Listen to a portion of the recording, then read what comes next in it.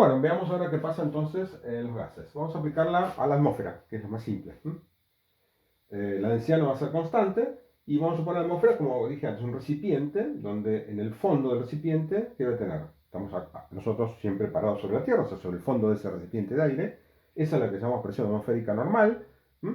Y quiero calcular la presión a una altura determinada. ¿Sí? Esto es todo aire y, lógicamente, la presión, ¿qué va a pasar? Cada vez, a medida que voy para arriba, como siempre sabemos, eso sucede igual que en el agua, ¿no? Si voy para arriba, contra la gravedad, la presión va disminuyendo. ¿Hasta cuándo? Y hasta una parte que se llama el límite de la atmósfera, donde, bueno, ahí ya no tengo más nada, y ahí la presión será cero. ¿Sí? Y la presión del espacio libre, del espacio interestelar. O muy baja, digamos, ¿no?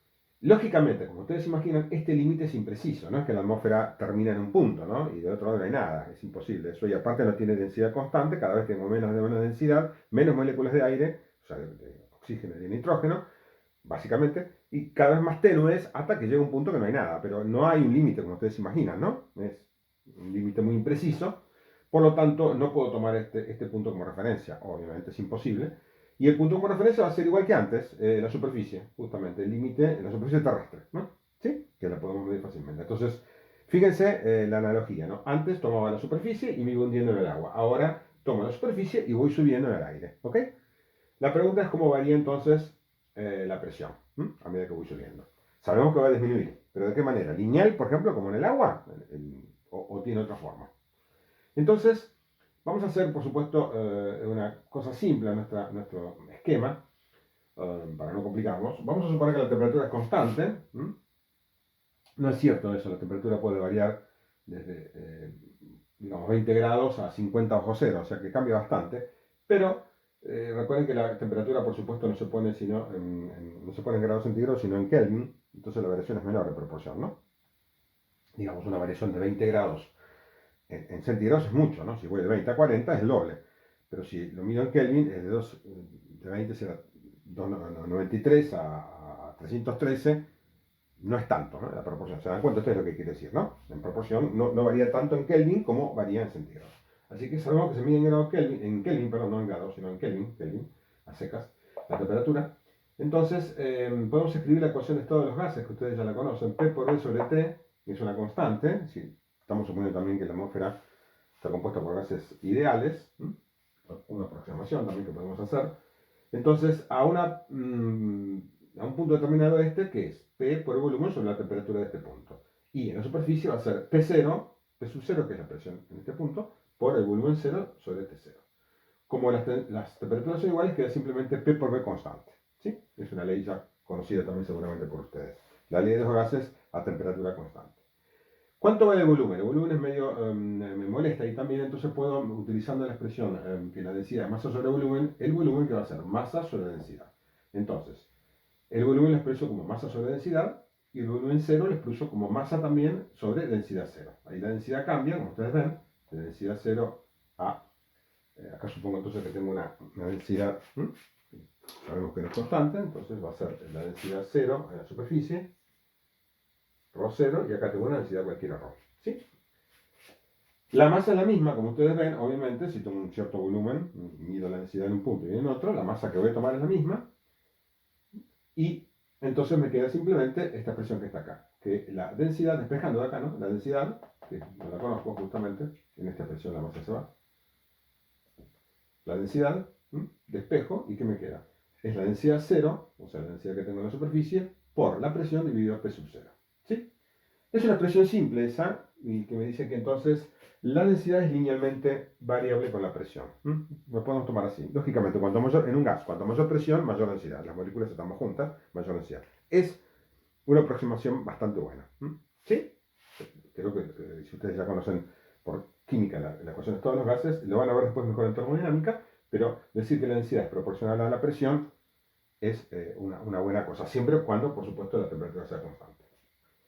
Por lo tanto, entonces, escribimos ahora nuestra ecuación de P, ¿se acuerdan? De P era ρ g de I, como hicimos antes en la parte de líquidos. Entonces dP va a ser menos, y en vez de ρ, ¿qué pongo? Esta presión que está acá, como he calculado, ρ0, P sobre P0.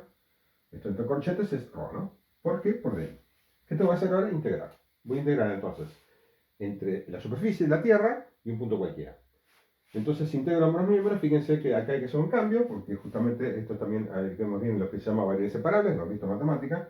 Acá tengo el diferencial P y acá tengo P también. Entonces, ¿qué tengo que hacer? Si yo quiero integrar por variables separables, ¿qué tengo que hacer? Llevar todas las variables de un lado, la misma variable de un lado y la otra variable del otro. Por eso puedo hacerlo por variables separables.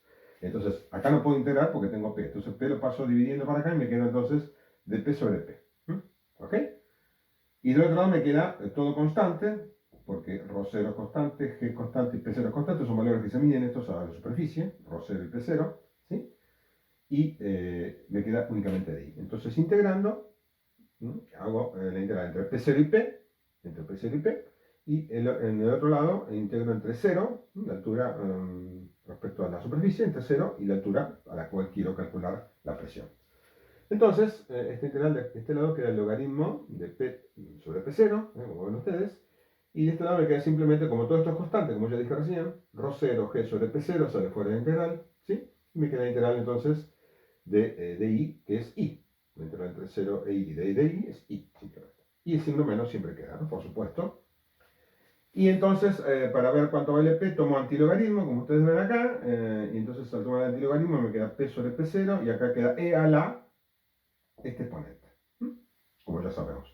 Paso P0 a multiplicar y me queda entonces la presión final, que me dice que la presión en cualquier punto de la atmósfera va a ser la presión atmosférica en la superficie, ahí, por este exponente. ¿Sí? Donde este exponente, lo que está entre corchetes es una constante, es ρ0 G sobre P0. Por I. Acá hay una otra simplificación, que estoy diciendo que G es constante. Y bueno, también pasa que G no es constante. Entonces, si yo subo, vamos a ver que puede variar un poco G. Entonces, tendría que poner acá la expresión de G en función de I, que eso lo vamos a ver en gravitación. Cómo varía la gravedad cuando me voy alejando de la Tierra.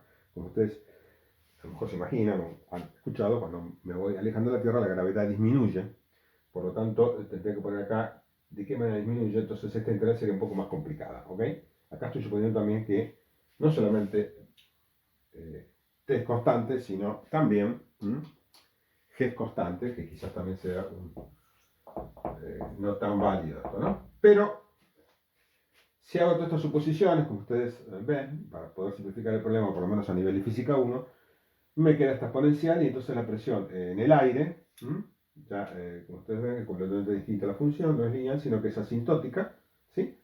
Y a altura 0, o sea, en la superficie tengo la presión atmosférica y normal, digamos, la presión en la superficie normal, y esto va disminuyendo asintóticamente. Usted dirá, bueno, nunca termina, puede ser hasta infinito. Y bueno, el problema está que justamente no hay límite. ¿Se acuerdan que dije recién? Al no poner un límite y decir que el límite es impreciso, bueno, justamente por eso es asintótica. Esto es muy, muy teórico. Digamos, la función general es un poco distinta, ¿sí? Y hay una comparación en unos libros, en Ring Holiday, que si la medimos, digamos, se puede medir con globo muy tranquilamente esto, entonces la presión es casi igual ahí, y ahí empieza digamos, a diverger. La roja sería la real, y la verde sería la teórica. Entonces, prácticamente, si ustedes miran los gráficos en los libros que hablan de esto, van a ver que la diferencia es poca, entonces, por eso, bueno, si uno toma la ecuación teórica no se aparta demasiado de la realidad. ¿Sí? Tengo que decir también que este es un valor P0, que sería la presión a nivel, se llama presión a nivel del mar, y a una temperatura de 0 grados, es la presión entonces normal atmosférica. La presión P0 se mide entonces a 0 metros sobre el nivel del mar, ¿sí? Es el punto justamente de referencia, y a 0 grados centígrados, ¿sí? Esa es la presión atmosférica normal. Si la temperatura aumenta, vamos a ver que esta presión cambia. Generalmente disminuye, ¿sí? Porque todo esto no es demasiado válido. Y bueno, por supuesto que si subo, ¿no? Esto es digamos, interesante ver qué pasa si estoy en una montaña. Bueno, lo puedo emplear. Si estoy en un cerro a 3.000 metros de altura, la presión va a bajar, como ustedes ven, ¿sí? Eso también lo sabemos. ¿Vieron las pruebas que hay en la altura? En la altura uno se apuna. ¿Por qué? Por falta de oxígeno suficiente. ¿Vieron qué pasa en los partidos cuando se ganan en Bolivia a 4.000 metros de altura?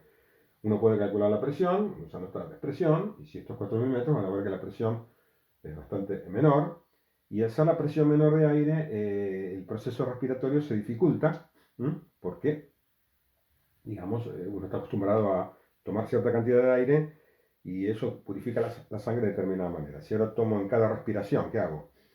Cada respiración tomo menos aire porque es menos denso también, no solamente al tener menos presión es menos denso también, justamente podemos verlo por esta fórmula.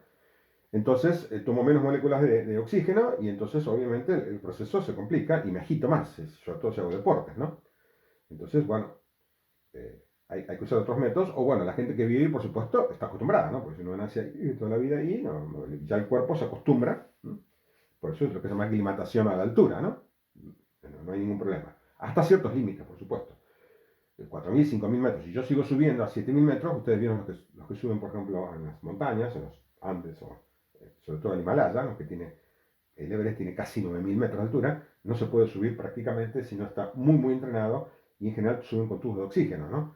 Algunos suben sin, pero es muy peligroso ese mal de altura, sobre todo pasando, insisto, los 4.500 metros. En el Aconcagua está, donde está Plaza de Mules, a 4.500 metros. A partir de ahí, hasta los 7.000 que tiene el Aconcagua, es muy peligroso el ascenso. Hay que estar muy entrenado y hay que tener cuidado, ¿no? Se puede producir embolias pulmonares, ¿cierto? Y hasta la muerte, por supuesto, ¿no?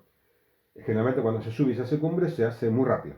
Se parte del último refugio y el mismo día se sube y se baja.